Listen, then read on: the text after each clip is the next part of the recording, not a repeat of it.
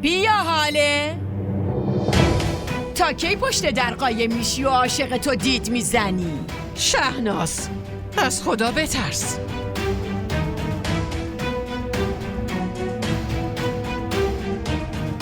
بازی دیگه تمومه حاله. سنمو یالا با من بیا. یالا. نمیام فیلم کنی. سنمو.